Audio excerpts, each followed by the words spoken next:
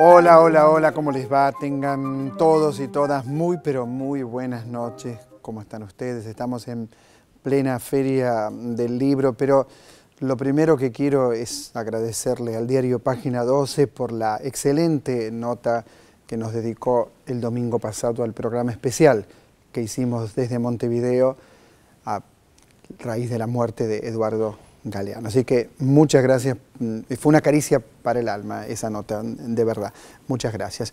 Y probablemente antes de hablar de la Feria del Libro, de todos los amigos mexicanos que nos visitan y hablar del contenido de este programa, tengo que contarles una noticia que ya conocen, por supuesto, que es la partida, la muerte, el fallecimiento de Jean-François Casanova, alguien que admiraba mucho, que conocí, que le hice muchas notas, y uno cómo no recordar Noches de Caviar, o No Problem, o Caviar lo Mejor, o Viva Caviar, ¿no es cierto?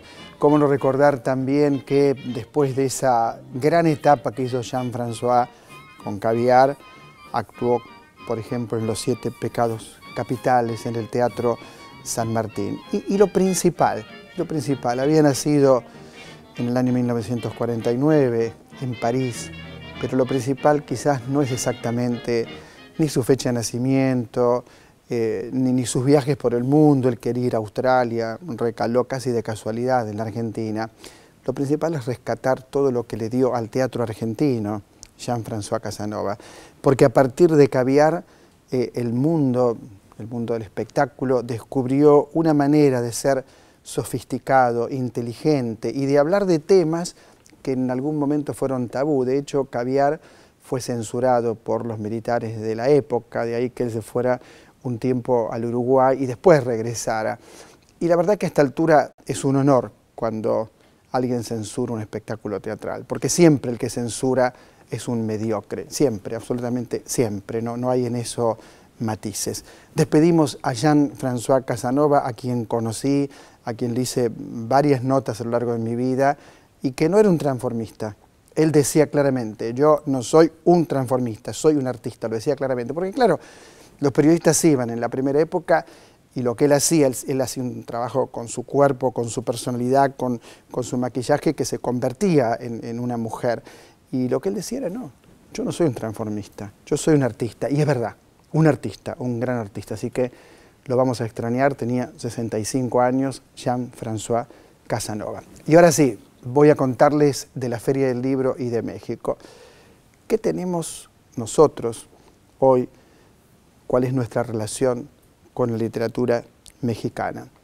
Hemos leído, y con un enorme placer, a Juan Villoro. Hemos leído, por supuesto, a Jorge Volpi. Ni hablar de Carlos Fuentes, con quienes hemos compartido varias notas a lo largo de la vida. La última nota que le dio la televisión la hizo en este programa. Pero hay otros, Fabio Moravito, Guadalupe Nettel, Sandra Lorenzano, Xavier Velasco, por supuesto, José Emilio Pacheco, Alberto Dimal, Gonzalo Celorio. Gonzalo Celorio va a estar con nosotros seguramente en el programa. México es la estrella en la Feria del Libro y nosotros conocemos la literatura mexicana parcialmente. Ahora, a partir de este viaje, es muy probable que la conozcamos mucho más. Y ahí, en el stand de México, están las figuras consagradas, pero también están los nuevos escritores. Y esto es un gran placer. Por ejemplo, Fabio Moravito es un gran escritor mexicano, y la verdad que yo lo empecé a leer hace poco, no lo conocía, porque uno siempre cuando piensa en México piensa en Octavio Paz, piensa en Juan Rulfo, ¿se acuerda? Pedro Páramo, El Llano en Llamas, pero se produce mucho material nuevo. Bueno, esto está muy presente hoy. ¿A través de quién está presente hoy en nuestro programa? Nada menos que de Paco Ignacio Taibo. Paco Ignacio Taibo, el que escribió la mejor biografía que se ha hecho en el mundo sobre Ernesto Che Guevara, el que escribió una biografía increíble sobre Pancho Villa. Una pregunta le hago y contéstemela. No va a poder contestarla, seguro que no puede. ¿Cuántas veces se casó Pancho Villa? 34. Sí, 34. ¿Cómo puede ser? Tenía más de 80 hijos, dicen que 100. ¿Cómo puede ser? Pero también en este programa quiero mostrarle, antes de hablar con Paco Taibo, a Claudia Piñeiro y Una suerte pequeña. Para mí creo que es la mejor novela que leí de Claudia, muy fuerte, muy inteligente, y lo vamos a conversar con ella porque la vamos a tener aquí muy pronto, o sea, en el programa de hoy. Y por último, y vamos a Paco Taibo, qué maravilla ver a Cristina Vanegas haciendo Los caminos de Federico. Yo lo vi con Alfredo Alcón, hice la crítica cuando le hizo Alfredo Alcón, y de pronto me reencontré con ese texto, con esa actuación de Cristina, con la dirección de Jorge Vitti, emocionante. Bueno, también está hoy en nuestro programa, pero usted anótelo y por supuesto no deje de ir a verla. Todo esto en otra trama en esta emisión. Pero ahora, Paco Taibo con nosotros, lo vemos. Ustedes saben que México es el país invitado de honor en la Feria del Libro. Esto es muy importante, pero hay un mexicano que escribió la mejor biografía que se ha hecho sobre el Che Guevara. No tengo ninguna duda que es Paco Ignacio Taibo. Escribió más de 50 libros. ¿Cómo le va, maestro? Muy bien, muchas gracias. Bueno, el gusto de tenerlo en la Argentina y bueno, con un país que está muy representado en estos días a través de cerca de 50 escritores. Lo primero que uno le debe preguntar a un amigo mexicano es por los 43. Sí, bueno, la situación sigue igual. El gobierno no ha podido hacer una investigación seria. La sensación que todos tenemos es que está encubriendo, tapando la investigación. Ha aparecido uno de los 43 muertos, los otros 42 muchachos siguen desaparecidos y no hay resolución. Ha sido un escándalo nacional y continúa la presión de vivos se los llevamos, vivos los queremos. De hecho, eso es lo que vivimos cuando estuvimos en la Feria del Libro de Guadalajara, exactamente eso. Ahora sí vamos a su obra. Yo decía que era una biografía, la del Che Guevara, muy documentada, muy trabajada, muy bien escrita. Cuéntenos, porque aquí es muy popular su biografía, cómo fue hacerla, algo de la cocina de su trabajo. Sí, yo partí de un supuesto que era, este es el santo laico de mi generación, el Che es el Che. Si lo vas a contar, cuéntalo no endulzándolo, no se lo merece el Che una biografía endulzada, no me la merezco yo y no se la merecen los lectores. Investiga en profundidad y cuéntalo todo. Y el personaje resulta fascinante, fascinante. Es de una solidez, de un igualitarismo feroz y siempre sorprendente, imaginativo. Entonces, mi idea era seguirlo en detalle.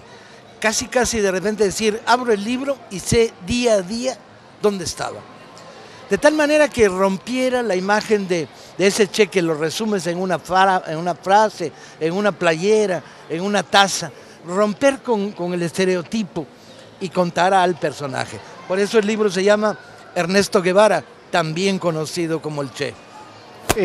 En todos sus libros, en su trabajo periodístico también, hay un gran compromiso con la política, hay un gran compromiso con la militancia incluso.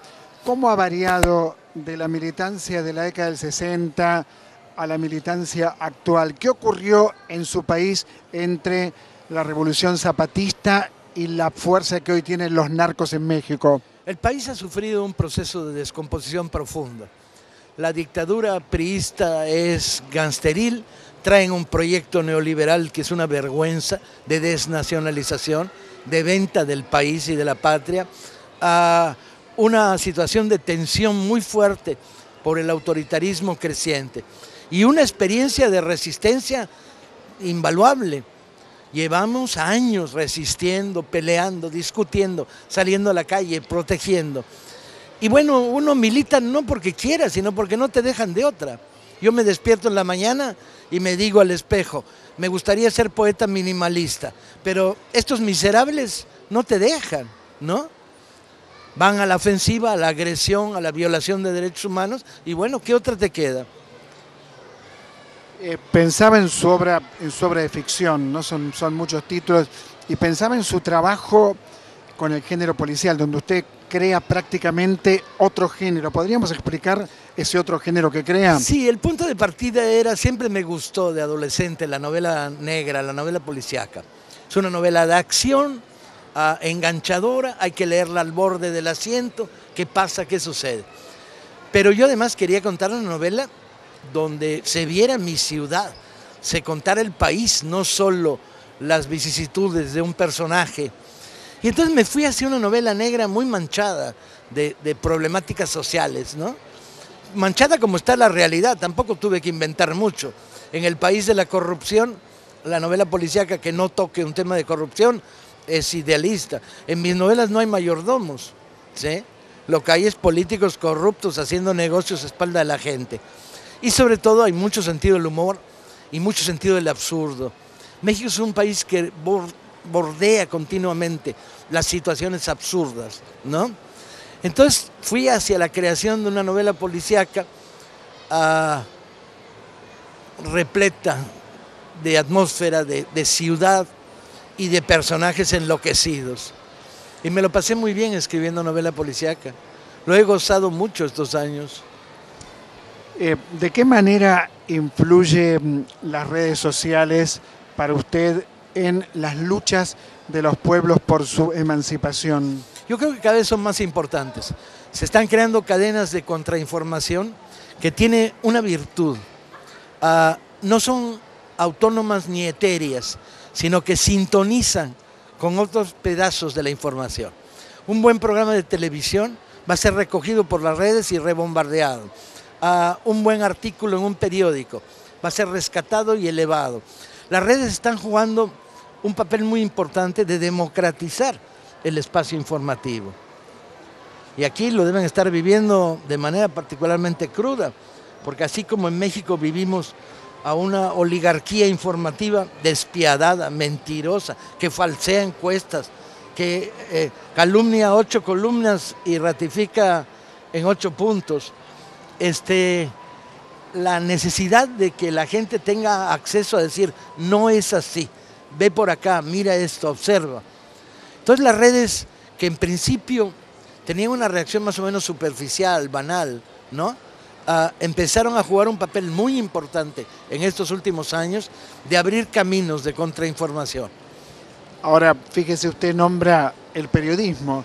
Los medios más poderosos generalmente tienen una relación muy fluida con las multinacionales, con las corporaciones, es decir, con intereses económicos. ¿Cómo se puede contrarrestar esta influencia que tienen los medios? Manolo Vázquez Montalbán, el novelista español, que era uno de mis grandes amigos. Ha estado aquí en este mismo programa. Gran amigo mío, solía decir, en las mañanas yo, antes de abrir el periódico, me pregunto, ¿quién es el dueño? Y luego lo leo.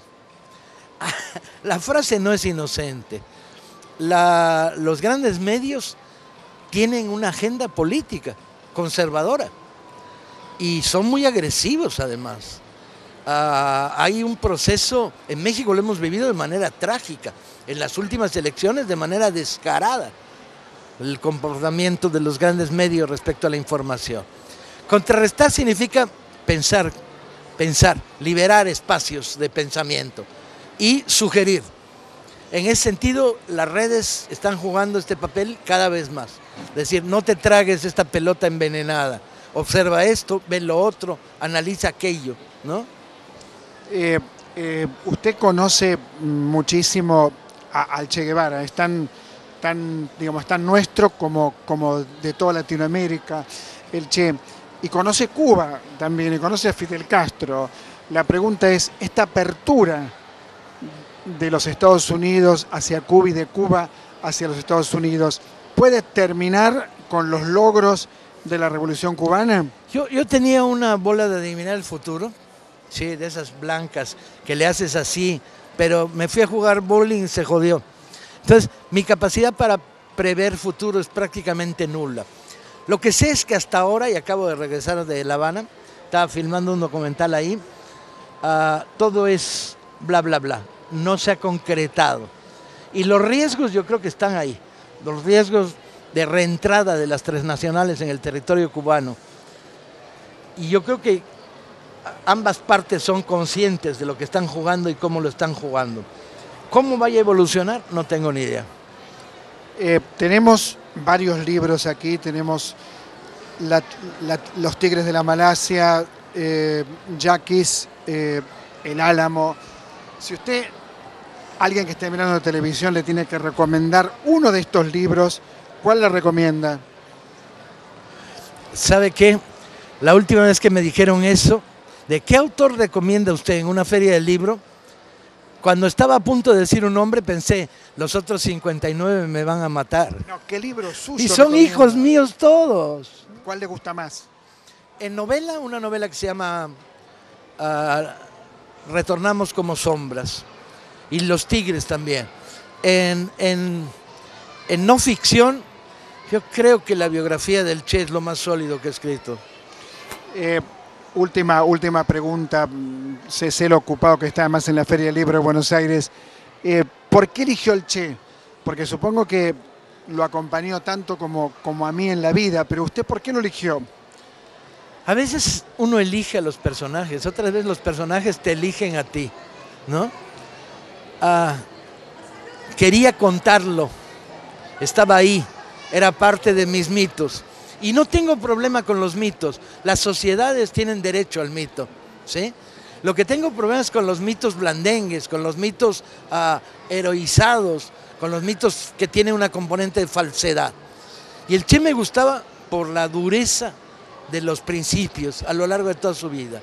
Me gustaba por la manera igualitaria de recorrer la vida, de el no pedirle a nadie que hiciera algo que él no estaba dispuesto a hacer. Paco Ignacio Taibo, muchas gracias de verdad. Buena estadía en la Argentina. Al revés, un placer estar en la televisión pública argentina. Gracias. Sigan defendiendo la trinchera, ¿eh? Claro que sí, claro que sí. A leer a Paco Ignacio Taibo. Si usted me pregunta a mí, no deje de leer la biografía del Che Guevara. Es la mejor, para mí es la mejor. Enseguida volvemos.